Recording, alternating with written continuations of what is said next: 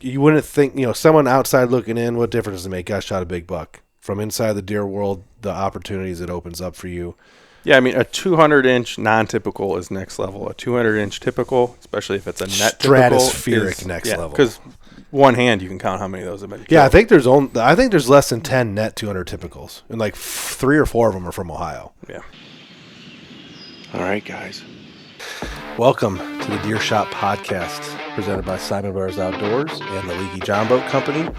Your track job was the first fun track job. Oh, that was the best. That kind of I think part of my life was influenced by that night. Looking back on it, my biggest regret was opening day. I knew where it needed to be. I should have just done a simple hang and bang off the corner of that field, and he would have been toast.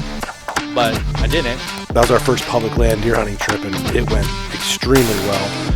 5 years ago, we couldn't shoot a deer at 100 yards with a slug gun. Now you're shooting turkeys at 100 yards with a shotgun. It was a 90-yard shot pass through. And then you miss him 3 times with a rifle at 70 yards on video for the whole world to see. Yeah, that's what Caleb did. This is the first buck I've shot in over 10 years. And, not to get too crazy emotional about it, but 10 years, no buck.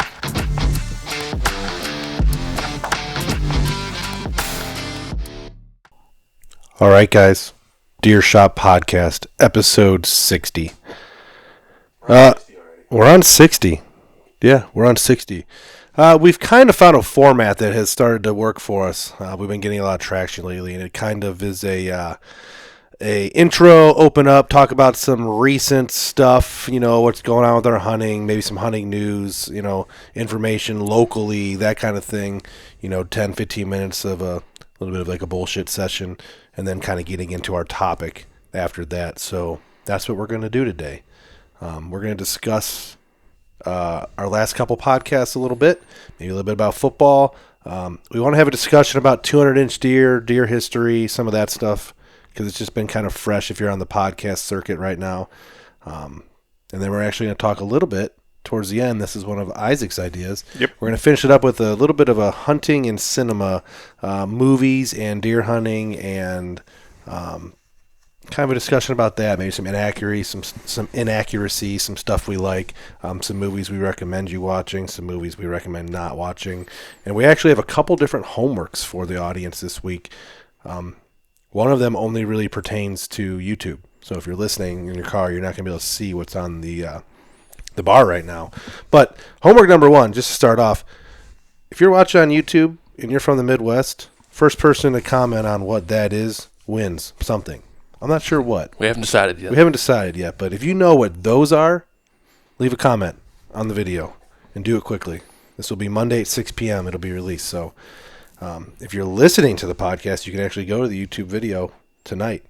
And just scroll and look at it. Yeah, scroll and look at it. We're at the 1 minute mark, somewhere like that. Mm-hmm. Maybe 2 minute mark with the intro, 2-3 minute mark. Yep. There's something on the bar here that we're curious if you guys know what they are. Because we know what they are. I've never seen them anywhere else. I only know one other place where there ever was. I've heard them talked about in other places. They talk about them. You see them on the internet. I had a guy at work that had them in his backyard in the city, which is kind of strange. I think he may have planted them himself. Bird poop. But I think they were like cultivated. But ours are, from what I understand, naturally occurring, and native. And somehow we have a grove of them, and it's kind of cool. Just on one part of the farm. Kendall's going to make some stuff out of it. We're actually going to make. We'll leave that up to it because I don't want to give it away. Yeah, she's going to make a sweet treat from them. You almost said it.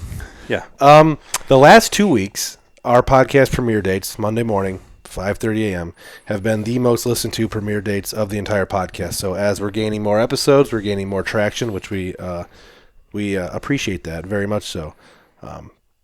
We don't hammer you guys with sponsors. We don't hammer you guys with, you should buy this, you should listen to this advertisement, you should do that. All of our videos and our podcasts are just our platform as the brothers and our extended group of friends to just give our opinions and share our adventures. That's literally all this is. There's no outside influence. Caleb just likes to talk. Yeah. We have no sponsors. No one's paying us. The only revenue we get is from YouTube AdSense. Yeah. Which is basically just people watching the videos. We get a tiny little piece of that. Yeah, so if you see a commercial on your YouTube video, we get a tiny little smidgen of that. And then we do have Amazon affiliates. So theoretically, you could click on any one of our YouTube videos, click the Amazon link, and buy some stuff, and we get like 4% of that. But that's not a big income stream. Pennies. That's just something all influencers do just in case their audience wants to be generous. We've never really talked about that on the podcast much, but we do have links in all our YouTube videos to buy stuff off Amazon, and we will see some royalties from that. As always, please, I know it's hard. I've asked every podcast since the beginning. We're at episode 60. We have 22 reviews on the podcast review format. So if you could leave a review, click the stars, leave a comment, like a video, all that stuff, that'd be great for us. Born Again Matt makes fun of us because we're not doing this for a living. We do it for fun, but he always makes comments to me about, oh, you're worried about a number, or you're looking into research on stuff like that. And yeah, it's just cool to see who listens. Yeah, and I tell him, well, if you only hunt for fun and it's not your livelihood, why do you care about shooting the biggest buck or the heaviest doe? Yeah. Or doing all this. Like it's numbers, it's games. You like to be competitive. You like to see progress, a payoff for your work. I'm a stats and numbers guy. Football stats and all that kind of thing have always been just something I enjoy. So the numbers are good. I'm so happy leave with it. reviews, leave some 5 stars. Do what you can do. Or some 1 stars. I mean, 1 I star, appreciate 5 stars, but if you hate our guts, You hate our guts. It's and okay. if you hate our guts, you're still listening to leave a review. Episode 58, so 2 weeks ago, was it was actually supposed to be, what was the main topic? I think we were just doing getting kind ready of a- for Kentucky and Yeah, all that a little stuff. bit Deer of a farm season's update. here. Yeah, thing. deer season's here, getting ready for Kentucky. And the beginning of the podcast, we started kind of talking about the C.J. Alexander situation, and it evolved a little bit into some discussions about Hunter, and especially on YouTube, a lot of the guys instantly went to talking about Hunter, whether they liked it or they didn't, the pros and cons of that podcast. I saw this week that they're up to number 4 in the podcast rankings right now. So, I mean, this is one of the biggest podcasts in the world for deer hunting, and, Hunter is, I should say. And they had a lot of stuff about the C.J. Alexander buck and some other poachers, and we kind of touched on that. And it generated a lot of comments on YouTube, and it was our most watched podcast on YouTube ever, which is kind of surprising because it wasn't. By far. We didn't really go into it with much of a plan. We yeah. ranted and rambled, kind of like we do with all our other stuff, our YouTube video and stuff. We went in with no plan, and ended up being the most watched ever. So speaking of that, 2 weeks later, is there any updates on that? No, I did hear on the Hunter podcast, and I don't want to turn this into a, we're just reacting to Hunter all the time, but I was listening to Hunter podcasts, and, the deer got confiscated. CJ's still going through the legal process, and he seems to think he's going to be able to beat it. He sold the deer to a guy, and it got confiscated from the guy. I guess he gave the guy the money back. too. $20,000, yeah. Yeah, $10,000 or $20,000, because I thought the court papers said $10,000. So, like, the court papers did state $10,000 for the head. On Hunter, they're saying 20. Not sure which one's which, but Who knows? He's probably trying to evade some taxes and blah, blah, blah. yeah, and it brought up a good point. It's something I want to talk about today. They had a podcast on there, and this was on their podcast about iconic bucks that changed America, which I thought was really cool. Out of all the Hunter podcasts, I liked hearing some of that history stuff. Very much liked it. And I started talking about the value of deer and the fact that a 200-inch typical buck is worth upwards of $100,000 potentially now. Yeah, because the guy is he from Ohio that collects all the deer? Yeah, that's not the guy that was on there, but there is a guy in Ohio that collects a bunch of deer. This was a guy that his dad had like one of the original collections that became the King of Bucks, bought by Cabela's Bass Pro, blah, blah, blah. But yeah, I mean, there's a guy. He's on Whitetail Cribs, and Yes. he just collects He's the one who famous bought. deer. He's the one who bought CJ's buck. He was the guy. He's the guy that bought CJ's buck. Yeah, he collects a lot of famous deer, right? And obviously he's doing it as an investment. They're insured. I'm sure it's worth a lot of money. It's a little strange. I guess it's just everybody has their collections that they do, but Yeah, I mean, there's a yeah. Who collects antlers? but these are all antlers that we found. That's true. Blah, blah, blah. And you're not spending $20,000 on a set. No, I'm spending none on it. It's just, the point I guess I'm getting at is it's crazy what a 200-inch buck, especially a 200-inch typical, but even a 200-inch non-typical, can do for a hunter, for a social media platform, for your reputation, For a brand. street cred, a brand. It's crazy how that's the thing that everyone now cares about. I mean, C.J. Alexander, who is that? Now he's, his name is known everywhere. There was a buck that was shot south of here. That guy tried getting famous. And I don't know if he still is kind of in the industry. Kaufman. Yeah. Yeah. Oh, I mean, I think he does stuff for Deer Society, Team 200 Moon Guide, maybe somewhere. I think those are kind of all the same. He's a fireman, isn't he? Yeah, he's a Columbus fireman. He shot a 300-inch buck. He shot a near 300, 296, 304 in Ohio. In Ohio. The weird thing about those deer, those big non-typicals, and I was thinking about it on the drive over here too. All these deer, you have their green score, their official score. How many bucks have we scored more than one time? The score changes. The score is just such a range. I've said it time and time again. It's a subjective thing that whoever's scoring the deer is going to have their score. You could score the same deer 5 times in a row and have 5 different scores. Yeah, so that's why we've kind of here at the deer shop, we've kind of started doing this. I mean, obviously we killed a buck. Someone brings it in here. We're having a party, celebrating the deer. We measure it that night. Whatever that number is what that deer becomes class-wise. We're no longer – I don't even remember the exact scores of a lot of deer like some people do. If a guy comes in here and shoots a 151 and 7/8, that's a 150 class deer. Mm-hmm. If he shoots a 149 and 4/8, that's a 150 class deer. Yeah, just like Joey's deer, we've scored 3 times. We've seen it scored a couple other times, and it's been completely different scores. Yeah, Bankrupt has gone and the 196, 195, 204, blah blah blah. Yeah, same with Dylan's deer. You still can't. You've scored Dylan's deer twice, and it has not gotten over 200. But he got it officially scored at 205 somehow. Yeah, 205, 206. I'm convinced the guy just counted a time twice or something. When there's like 27 of them, it's not hard to do. And when deer are non-typical, the scoring is also non-typical. So you kind of make a judgment call on how you score some of these points. When a deer is that way, it's tough because you have what's deemed a non-typical point, what's deemed a typical point. The figure 8 rule, shared bases. It changes a lot of things. And we have the Boone and Crockett book. It's around here somewhere. I put it in the... Every time we're scoring deer, we pick that open and follow all the rules you can. And sometimes these points, you have to make a judgment call on how you measure it. Yeah. Especially a non-typical point. You don't know if you measure from the top to bottom, if it's coming off the side. Yeah, it's crazy how when you kill deer of that caliber, that large of a deer, especially the typical ones, obviously Milo Hansen has the world record, has since 93, shot it with a rifle, Canada, deer drive. But like Mitch Rampala came in and like shot one real close, and then all the drama, that's a whole separate topic, but his buck, and then just every year there's someone, CJ Alexander's was a threat possibly to his buck, but it didn't, obviously now there's court cases and all that, and I don't even know if it actually ever got officially scored now, but it's just crazy. You hit that 200-inch typical mark and like your world changes. Mm-hmm. It's you wouldn't think, someone outside looking in, what difference does it make? Gosh, shot a big buck. From inside the deer world, the opportunities it opens up for you.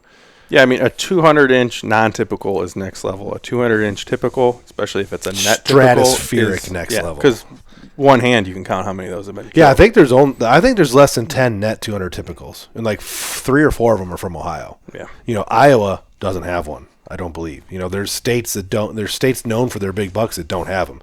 A lot come from Canada. Kansas, that the Midwest obviously, but Ohio's got, I believe it's the German buck is like 204, and then potentially the one that was just killed down there south of us, he might net a little bit over 200 when it's all said and done. Mm-hmm. Things have changed a little bit because of the Buckmasters thing. Yeah, I know we want to do a podcast with the Buckmasters, because we don't understand. I want to bring the guy. What's his name? I want to bring him in. Toby Hughes. Toby Hughes. We should bring him and Randy Kukral on at the same time, because Randy has killed 3 200 bucks. 3 years in a row. By the Buckmaster system. Yeah, I haven't seen an official Boone and Crockett score on it. And I'm not putting down the Randy's 3 200s in a row. He's another local-ish guy that's been killing 200-plus inch bucks here. But to be fair... He's on the cover of Crossbow magazine. Yeah, he's on the cover of Crossbow magazine this week. To be fair... And this is going to come across wrong, but I'll just say it because it's my podcast. Like his buck he killed last year, mega giant, bigger than anything we've ever killed in here, with the exception of Luke's buck and Dylan's buck. Those two, mega buck. The Buckmaster score sheet, his score sheet that he submitted was 220 something, 218. And when you look at it via the eye test, I don't see it. Mm-hmm. I don't see that, and it's because it's the Buckmaster scoring system, I believe. I know what he submitted to us was a little bit less. It was like 212 because he was in our contest from Medina County Hunters.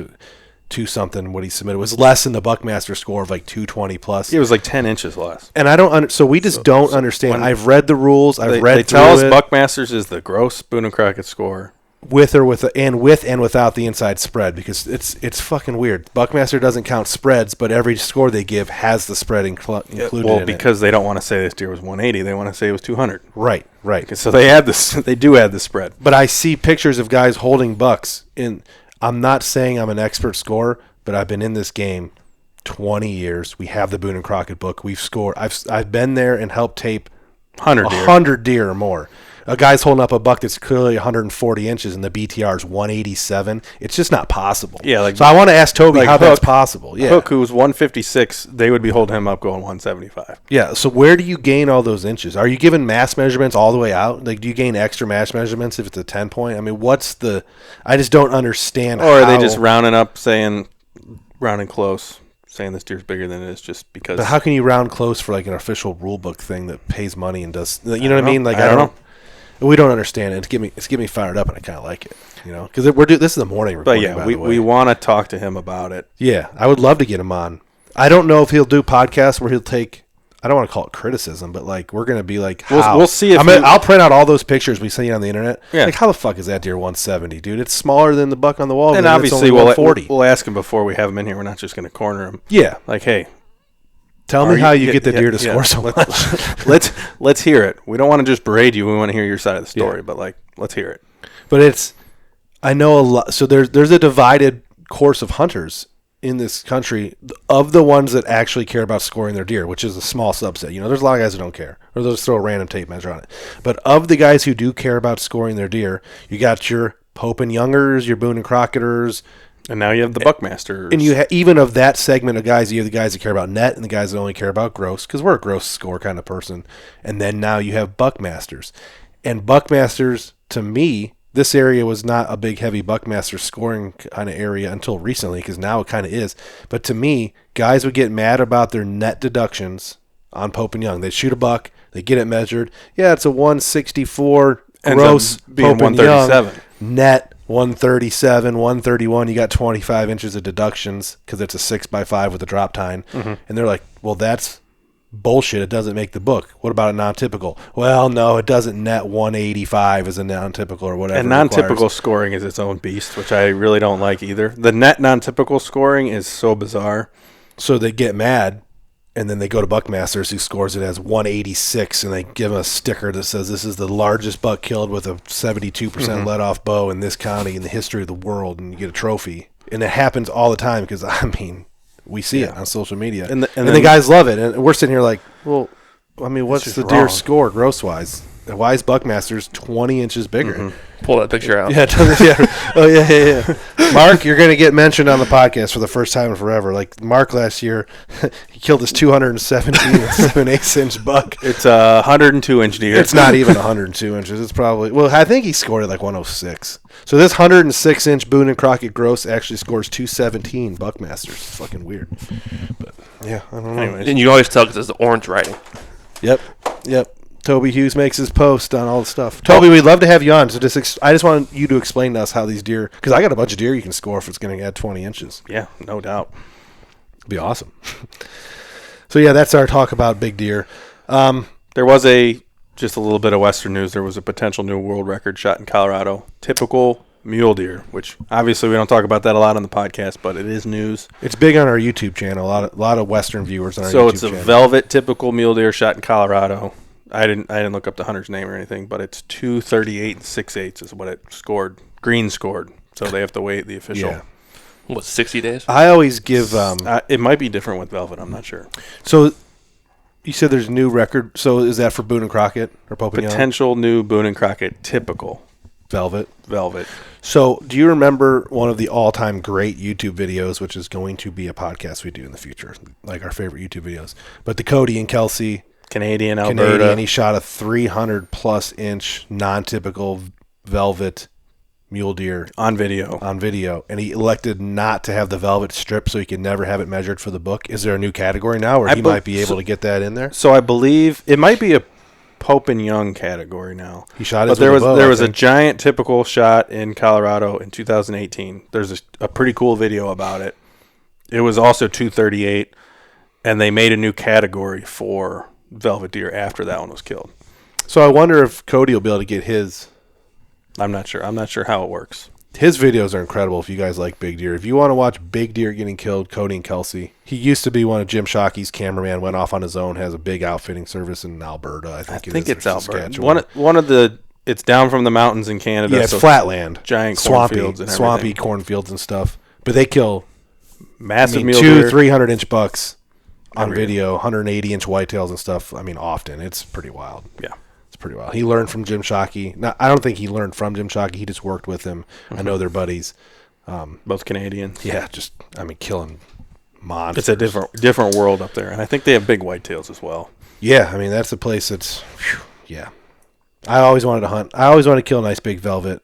You know, it doesn't have to be 300, but I always wanted to kill a nice velvet mule deer up in Alberta, hunting that stuff one day. We'll do it one day. But seasons are starting to open, especially out west. I know I watch a lot of western stuff. You guys don't really. You've already been out west hunting.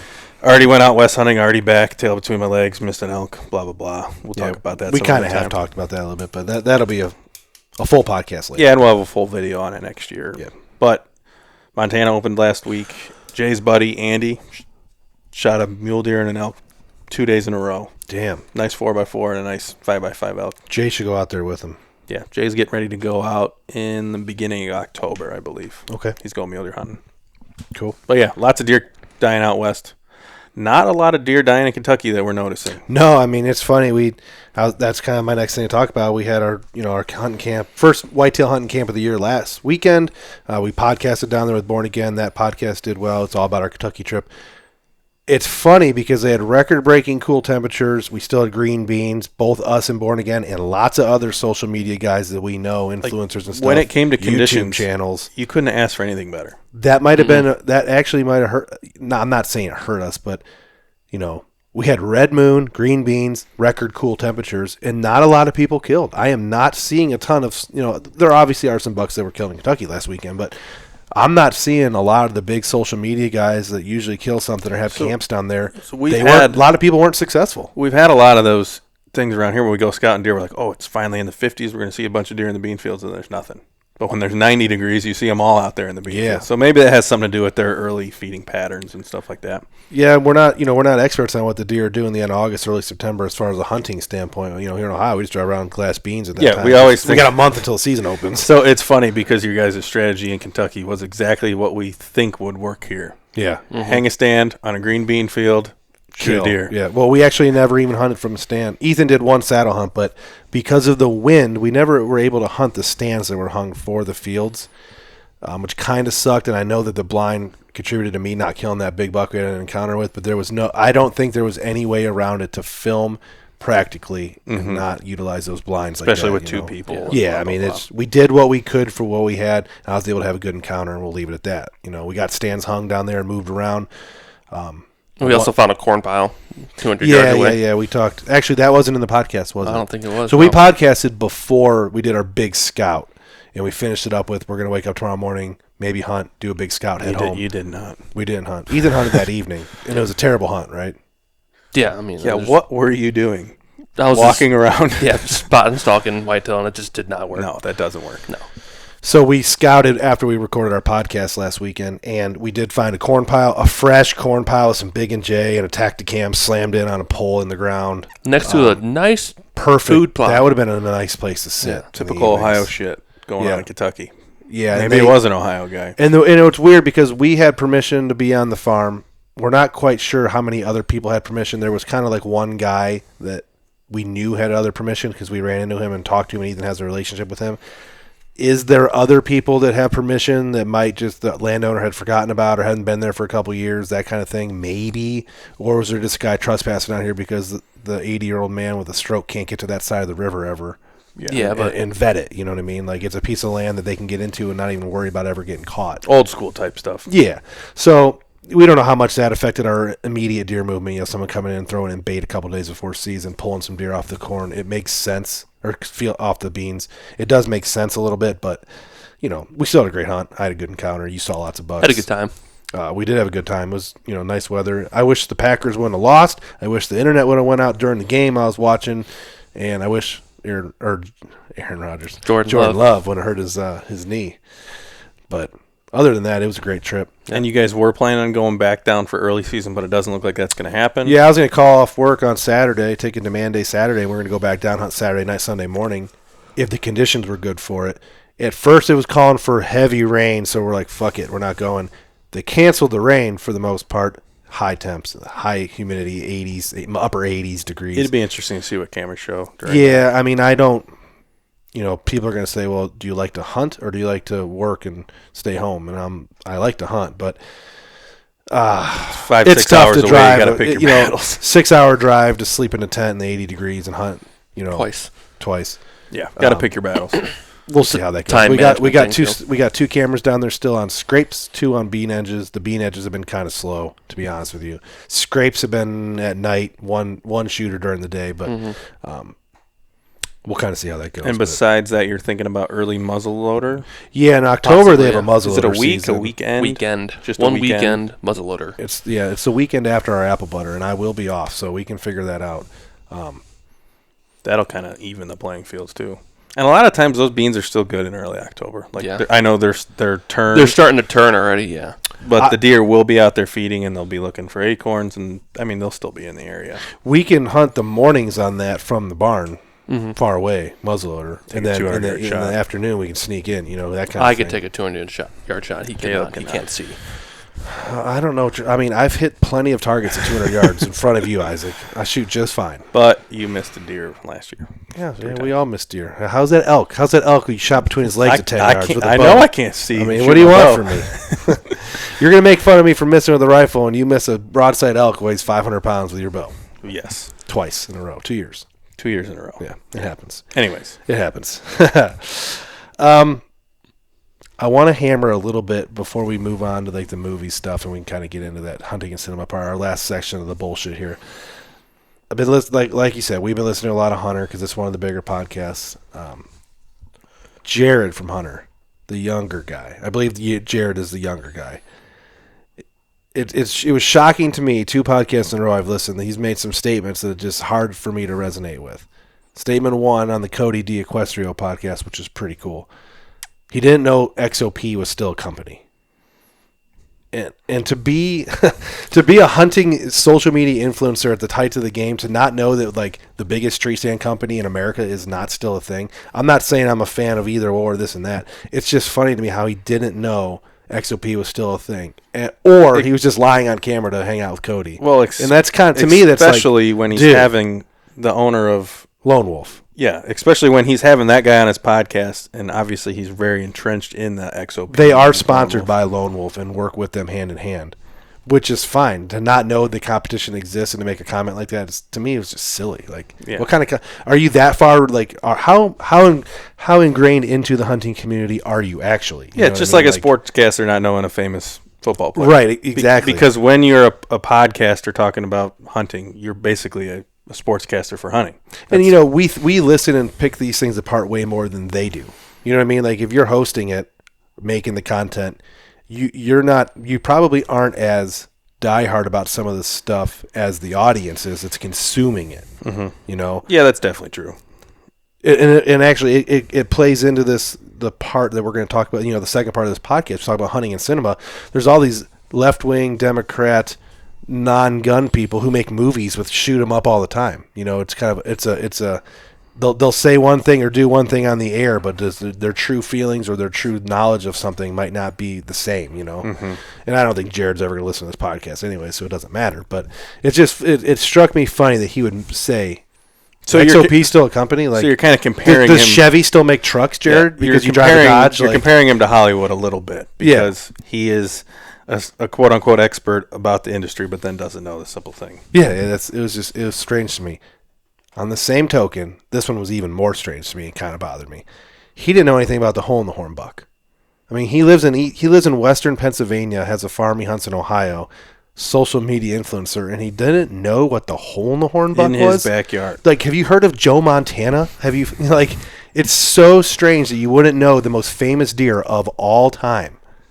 Not even know what it was. That died. Just make a comment on the air. Well, I don't know. What's that? Pull up a picture. What do you mean pull up a picture? I'm in shock and awe that he had no idea what that buck was. Mm-hmm. Did you ever read a hunting magazine growing up, or are you just purely in this to make money off your podcast? How old is he? Is he younger than us? Older than us? He is younger than us. So maybe he's younger he than never, me. he probably never even held an outdoor He might be magazine. early 30s. He might be my age. Yeah.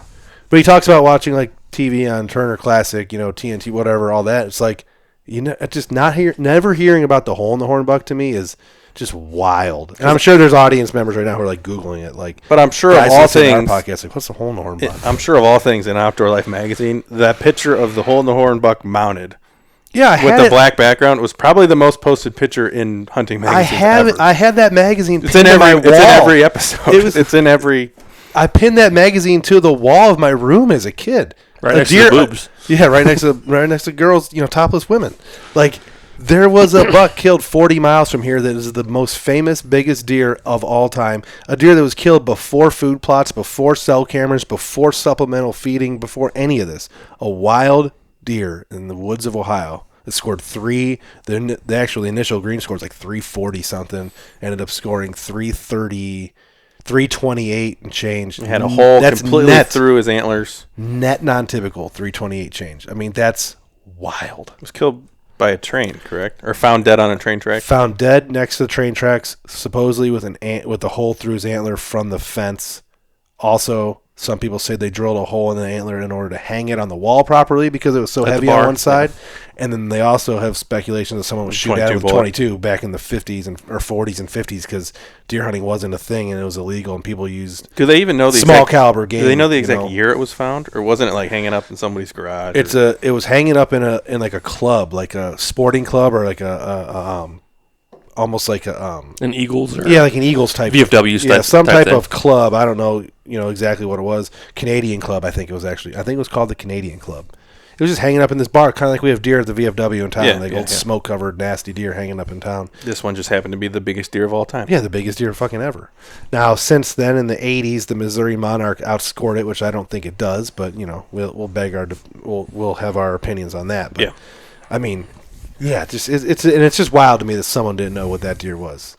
I guess not knowing your history to me is kind of funny, but we still like to listen to hunter podcasts, so please don't bash them too hard in the comments. Yeah, they are about the biggest hunting podcast. It's not Meat Eater. I can't think of any that. We got Meat Eater, Meat Eater, Bear Grease. Yeah, that's not in the Meat Eater Those are network. 1 and 2 usually. I know that like the Seek One podcast and the Hunting Public podcast have really shot up the charts. Hunter podcast has. I guess I could pull up the charts right now and like look at it to tell you what the top 10 is. But Hunter has become top 10 and working class bow hunter. That's always pretty high. Is a big one. Who'd they just have on? You see that thing that's on Facebook? They have so many people on. So many. Sorry for the pause real quick. I'm going to the United States of America, Apple Podcasts, Wilderness. I'll read you the list of the top podcasts in the world right now. Number 1, Meat Eater, holding steady at where it's been. Number 2, Bear Grease, holding steady on where it's been. Number 3, Wired to Hunt podcast, holding steady on where it's been. Those are all Meat Eater network so those far. Are all owned by Meat Eater. Hunter is number 4. The Hunting Public is number 5, holding steady. Hunter actually jumped 5 spots last week, so. Live Wild with Remy Warren is 6. Also Meat Eater, I believe. The Southern Outdoorsman Hunting Podcast is number 7. God, they're getting huge. Jacob Myers, they're getting huge. They're very involved with that Mobile Hunters Expo. We've talked to them before on some stuff. They actually approached us really early on about possibly networking up with them, which we never did. And that's actually a conversation we got to have with Isaac after this podcast. We haven't talked to him about that yet. I heard a little bit about it. Number 8 is the Element Podcast. Meat Eater. Well, that's iHeart. Yeah, it's owned by iHeart Podcast, it says now, so I don't know if they left Meat Eater. I know the Element guys still kind of do some stuff. I think they make videos with Meat Eater. But Untangled Fly Fishing for Everyone is number 9. Working Class Bow Hunter is number 10. They're always right about there. Big Hunt Guys, that's Isaac's people. Yeah, it's Go Hunt people. Number 11. I listen to that pretty much every week. Cal's Week in Review is number 12. Meat Eater. The Orvis Fly Fishing Podcast, 13. The Outside Podcast, 14. REI Co-op, Wild Ideas Worth Living, 15. That's not hunting. Bunch of liberal podcasts. That's a hippie podcast. Cutting the Distance, Meat Eater. Yep. Bo Montauk, East Meets West. That's the guy we were just watching on Untamed. 17. Elk Talk with Randy Newberg is 18. Vortex Nation 19. Backpacker Radio 20. Seek One. I'm going to go through here and just name some ones that you guys would know. Seek One is 23. Kafaru Cast is 35. Aaron Schneider, he's got a cult following like no other. And we know a guy that works for them too. Yeah, sort of. Works as he's an independent contractor for them. Shout out 3X Designs. Third Axis Designs by Zach Cromer. Zach Cromer. He works on our bows. Yeah. If you're in Northeast Ohio, look up go Zach to him. Cromer. Yep. Yep. The Bowhunter Podcast is 36. Gritty, Isaac's People, 39. I don't listen to him much anymore. Don Higgins, 41. We're 204 sometimes. Yeah, we've been the highest we hover been at around 92. We hover around 200 and off and on, and then we've been all the way up to 92, like back in the day. Exodus is 44. And these are updated weekly. So this is a weekly. These people move up and down. Born and Raised, 58. Deer Hunter Podcast, 62. Hoyt Bowhunting Podcast is 72. Drury Outdoors Podcast is 77. It's called the 100% Wild Podcast. Never listened to that before. They kind of team up with they've teamed up with the Working Class Bowhunter. Deercast. Yeah, I know. Nine Figure Chronicles, 91. I've listened to that one before. Which finger is he missing? He's missing one. It's a long story. Raised is 98. And that's about the top 100. That's about the top 100 that we would know. Maybe we'll crack again. Yeah, maybe this episode will crack it. Maybe not. We haven't talked about anything that interesting yet. Does the Breaking Point do a podcast? Nope. They do not. They're about the only ones that don't. Yeah, I don't think they have time with everything they're doing, That's true. Craziness over there. Movies. Movies. Hunting, cinema. Hunting and cinema. Probably talk a little bit about cartoons first. Okay. And growing up. Yeah. So we're big movie people here, Siman Brothers Outdoors. We've always just been raised watching movies at night. We don't sit around all day long watching movies, contrary to what some people at work would probably have you believe. People think my knowledge of movies is like... Because of work? Yeah. It's not because of work. I watch more movies outside of work than I do at work. But I'm a turn the TV on at night kind of guy. That's when you hang out, talk with your family, play with your dog, check your phone, have a couple drinks after 9 o'clock. Baby's in bed. I've always, and even before the baby, it's always just been a nighttime thing for me. The TV's on at night. Yeah, some people don't do that. Some people do. But because of that, usually I watch watching a lot of movies. Hunting on YouTube until girlfriends, wives, or whatever come in it, then they can't stand that. I'm not gonna be watching. Lindsay has this. She fucking hates elk hunting.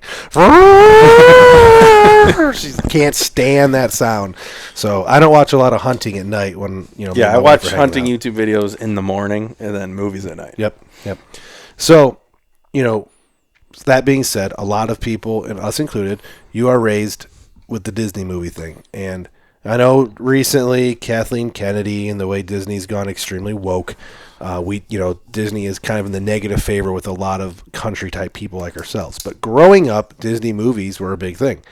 And obviously everyone's going to point straight at movies like Bambi, and say what that did to negatively affect hunting in popular culture.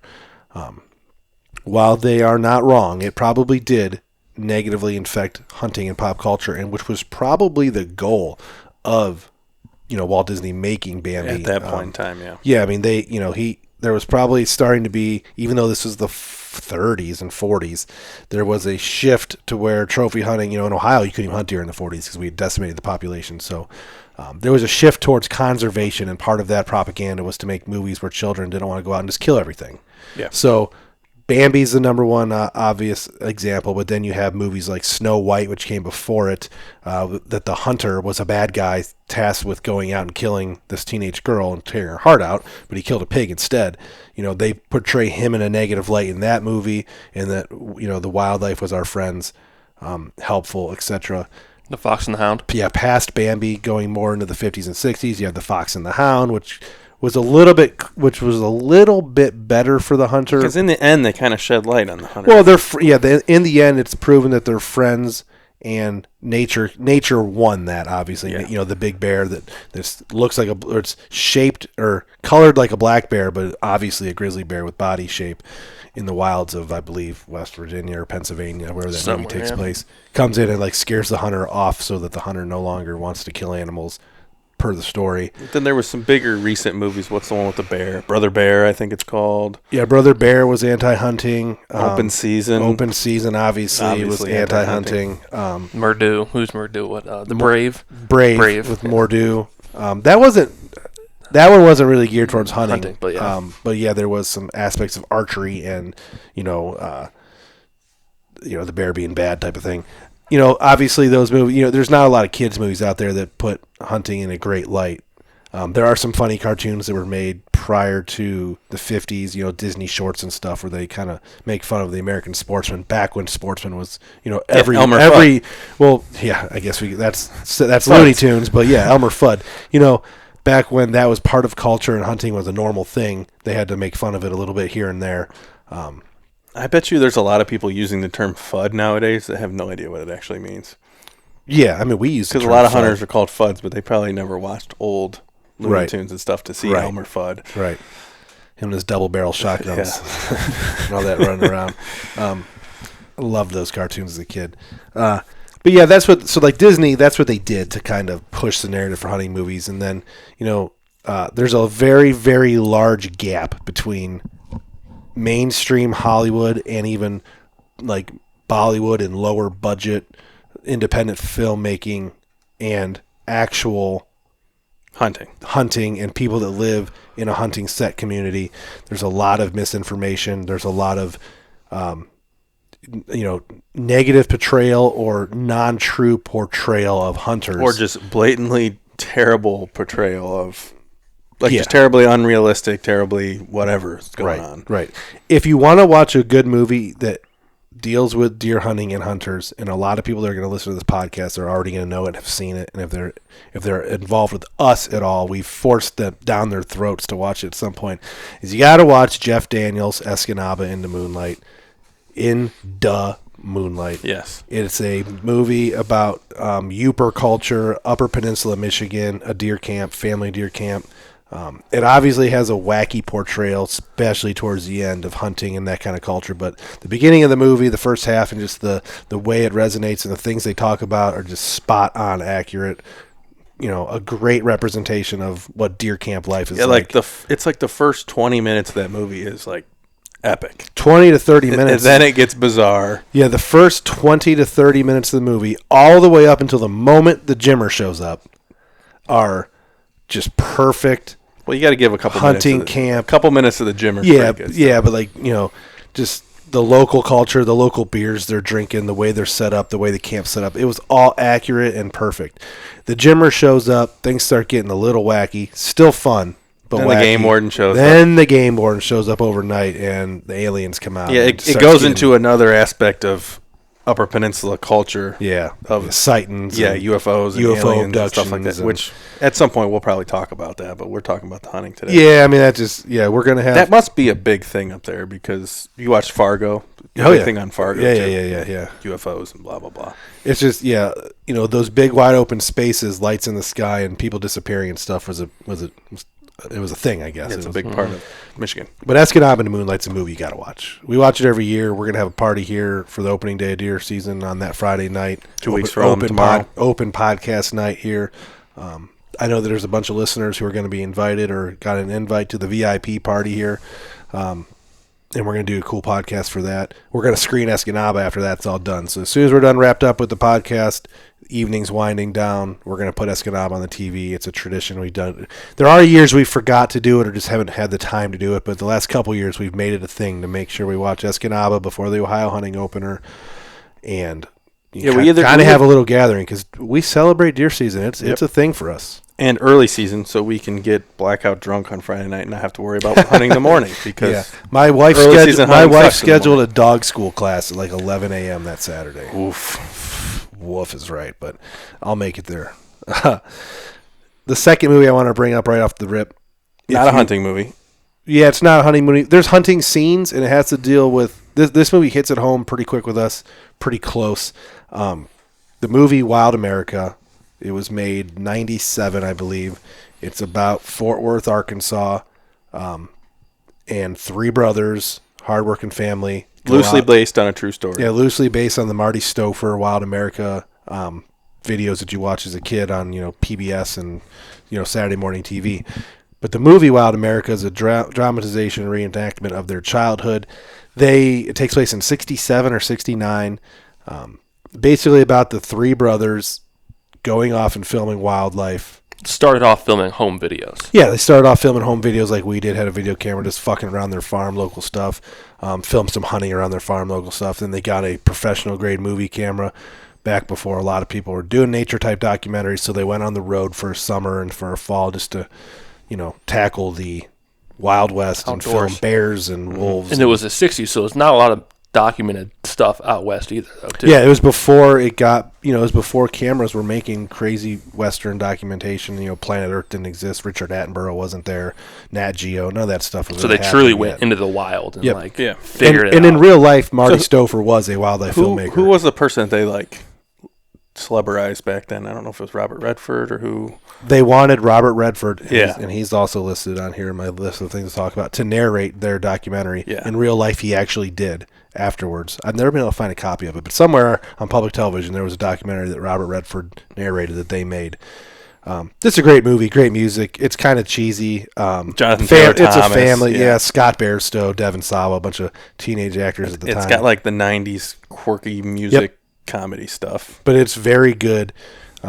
I still one of my all-time favorites. The only weird thing about it, me thinking back, looking they never, and it had nothing to do with the subject matter, but they never really broached the Vietnam War in it, and it was right during the Vietnam War. So those guys are graduating high school and all this stuff. The draft would have been looming. They never touched that, but regardless, it's not key to the plot. I still keep an eye on eBay for that camera. I've been trying to find one. Just to find film with it. Old film camera. I can't remember exactly what it's called, but they're expensive. 16 millimeter.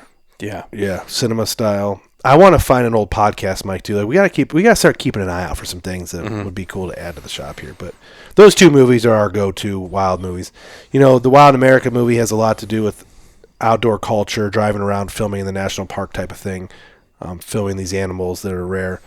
There are some hunting type scenes to it, but it's not exactly a hunting movie, but it definitely portrays everything positive. Going on road trips out west, seeing bears, blah, blah, blah. One of the main themes is the oldest brother, Marty. His hero at the time is Ernest Hemingway, a real person, author who was a big game hunter, all that.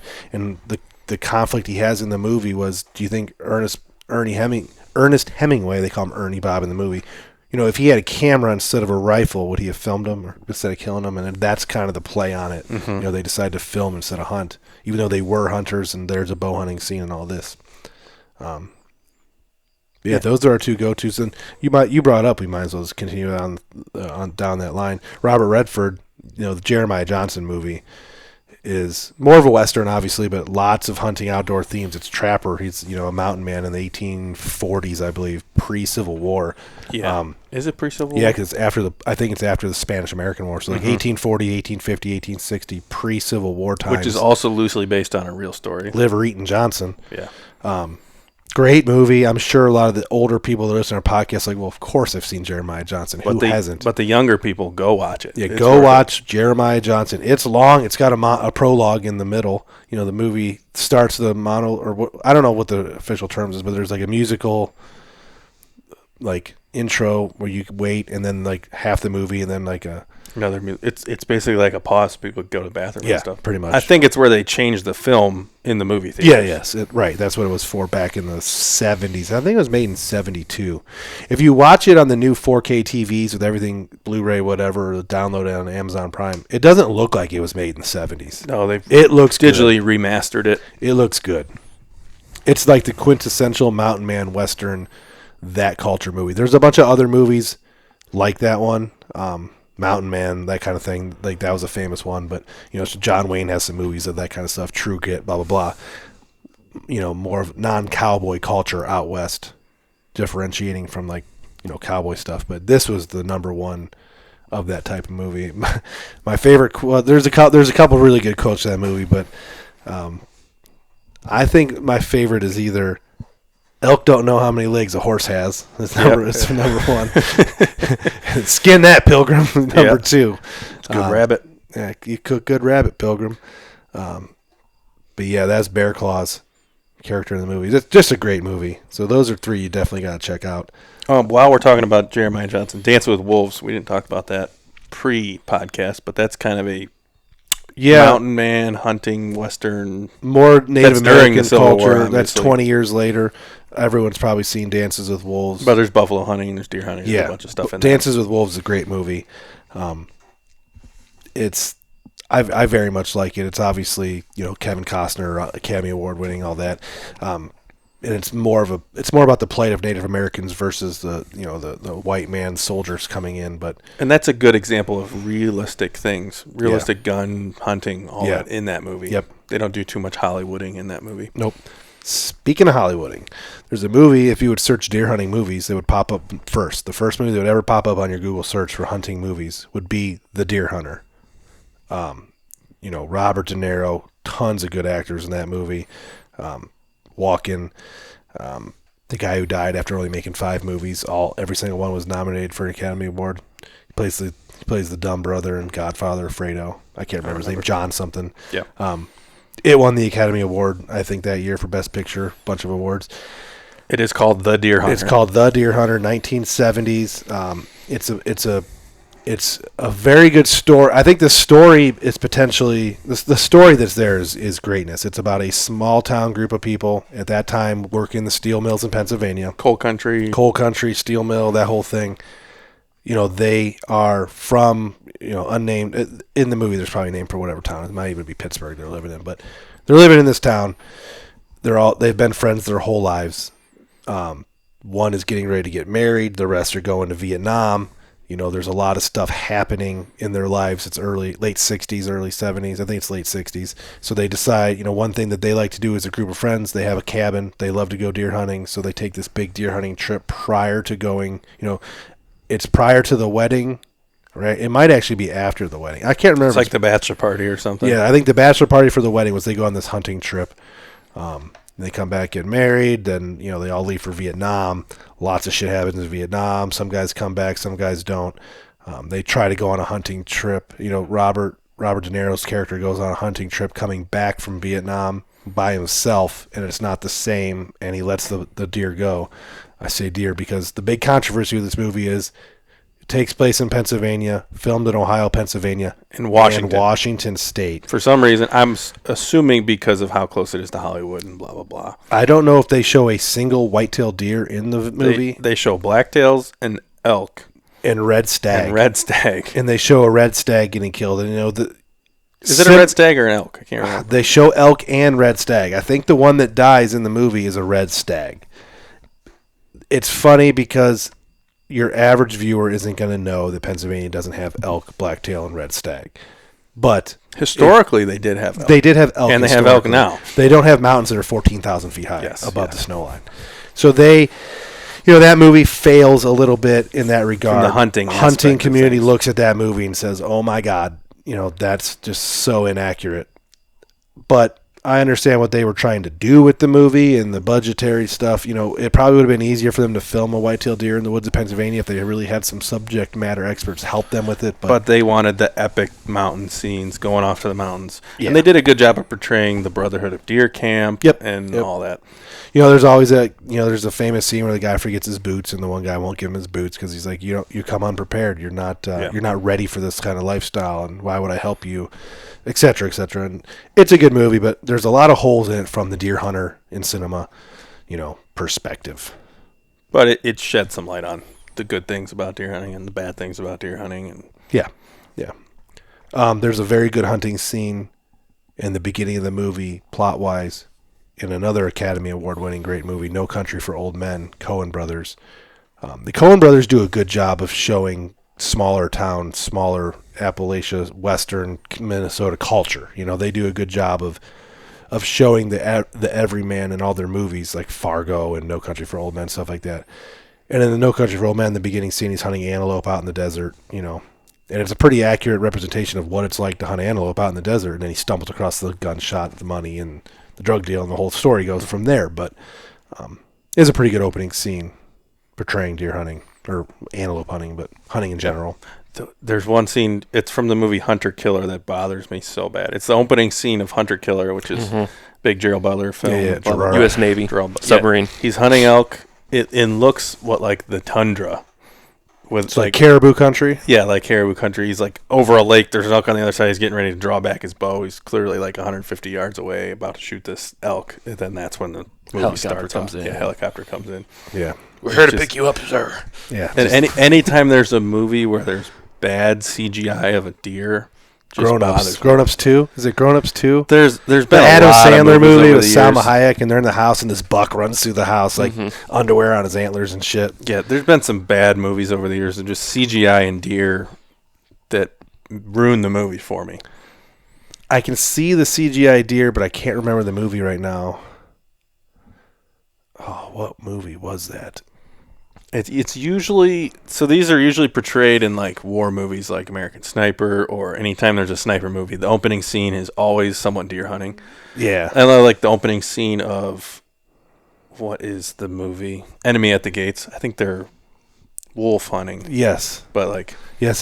Vic, what's his name? It's whatever. Polish or whatever. Yeah. Or Russian. Yeah, he's the main character, but he's with his dad, like having to kill a wolf before the wolf gets all crazy. You know, it's one deer hunting scene we didn't talk about. What? That 70s show when Red and Eric are in the deer blind. Oh yeah, they stand, they shoot the deer with a rifle, and then at the end they're eating the deer meat and they spit out buckshot. Well, like the best part is Eric. They're all hunting. They did talk about that. They said they finished him off with a shotgun. Yeah, Eric had the shotgun. Red had the rifle, so they were accurate there. They did Wisconsin culture well. Eric wants to kill his deer, but then decides not to kill his deer and all this stuff, and he's ends up just watching, and then Red's like, nope, got it. And then Eric goes and shoots it with a shotgun. Yeah. Yeah, that's a good one. That 70s show always kind of did a good job about King of the Hill. Yeah, the King of the Hill hunting scenes are always cool. Bobby, when Bobby's having his daydream about killing, he's holding his dad on his back. Hank's got a rolled ankle or his urethra's messed up or something. he's got one hand on the rifle and he shoots the deer in the head and it gives him a nod when it dies. Yeah. In the reality, he's hunting over a corn feeder. Yeah. This ain't right, is it, Dad? No, son, it's not. So, Bader's King of the Hill knew. Yep. We have some homework again right here. Here's homework number 2. There's a movie that just came out. We haven't seen it yet. We want to see it. I've seen the trailer, so I already know how it's going to go. But it's going to be bad.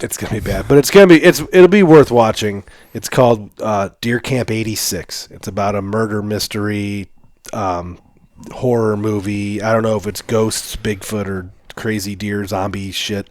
But it's called Deer Camp 86. I think it's a Netflix movie, I believe. It's something that's very low budget. Yeah.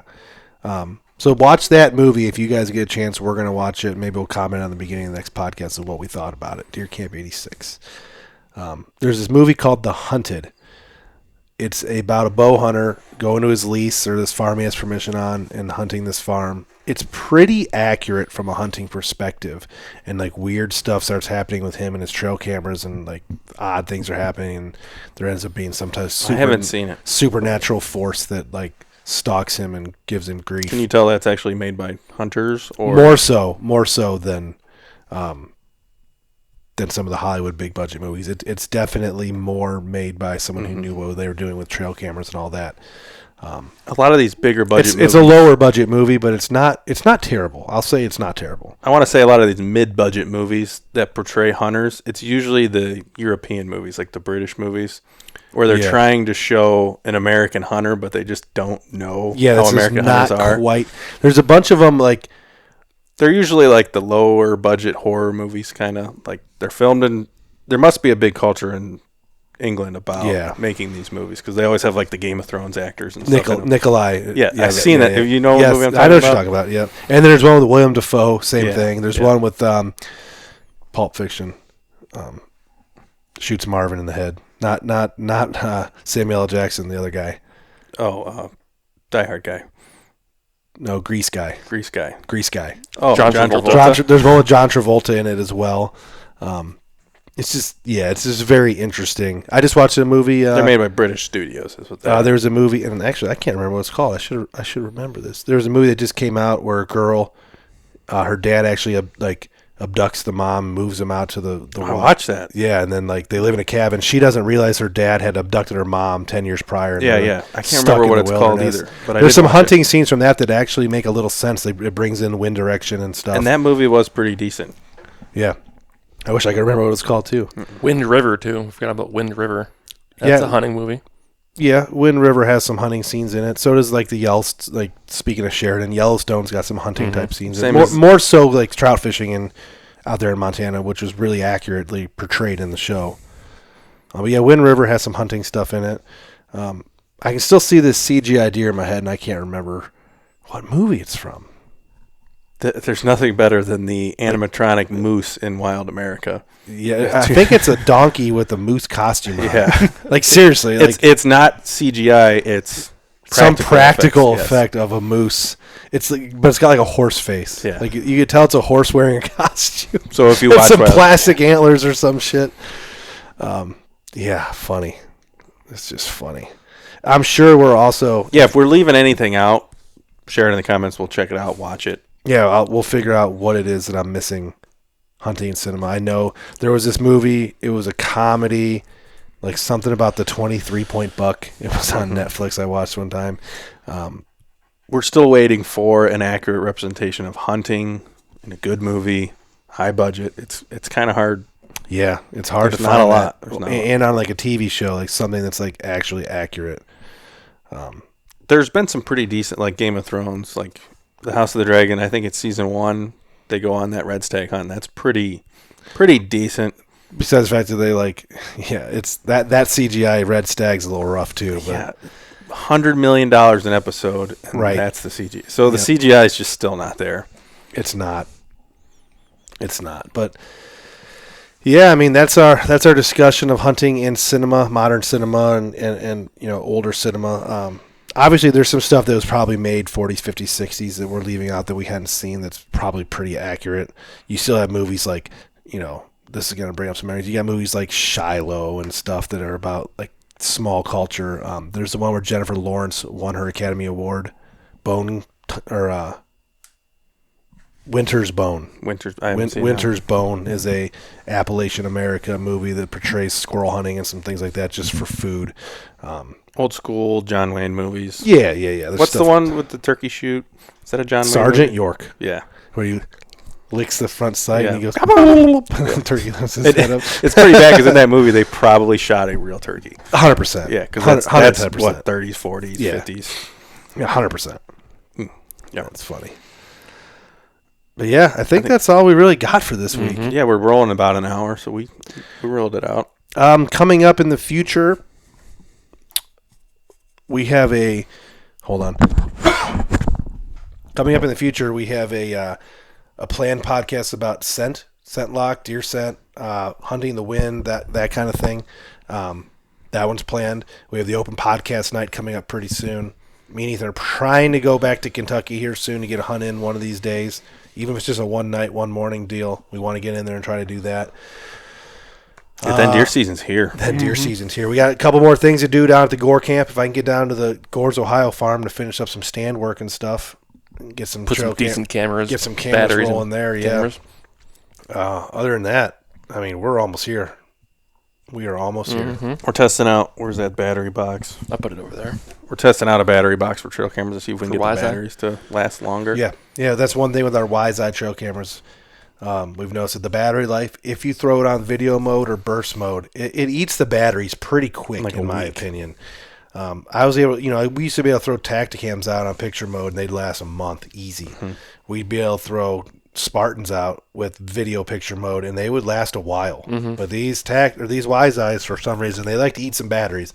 I know I'm using alkalines, but cheapies. I would at least expect similar results as the Tacticam and the Spartans, and it does seem that the batteries die faster on these. Speaking of the Wi-Fi's, we have a cell cam in West Virginia for the first time. How's that doing? It's taking pictures. I think the trigger time on that Smart Cam, which is like the very first version of the Wi-Fi, is a little slow because all the deer that are walking by, and the deer do move down there. They're not slow walking like they do here in Ohio. The deer move with a purpose.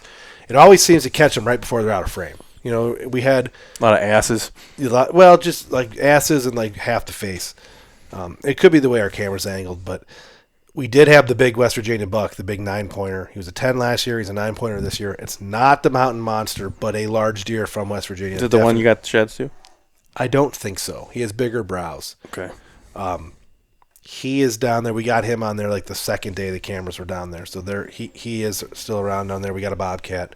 Not much else buck-wise, but I'm expecting with the cooler temperatures in the fall rolling into those ridge top cams to start heating up. There was bears in the area as well, right? Oh, yeah. Lots of bears on camera. So me and Chris got down there. I don't know if we podcasted much about that or not, but me and Chris did get down there and set things up in West Virginia. So we're all ready to go. Deer Cool. Camp Chronicles will be live soon. Yeah, 2 more episodes, and deer season's here. Yeah, if you listen to this podcast, that means Nick's episode of Deer Stories is out. And Check that out. It's the final episode of Deer Stories, and next week on Sunday will be Deer Camp Chronicles episode 1. Yeah, we Season 2. 3 episodes of deer stories. Hopefully next year we have more. We kill more deer. That's it. Don't forget to comment what these are. Comment what those are. Watch that Deer Camp 86 movie. Comment on YouTube and the podcast and get back with us. All right. Deer Shot Podcast, episode 60, and we are out. Out.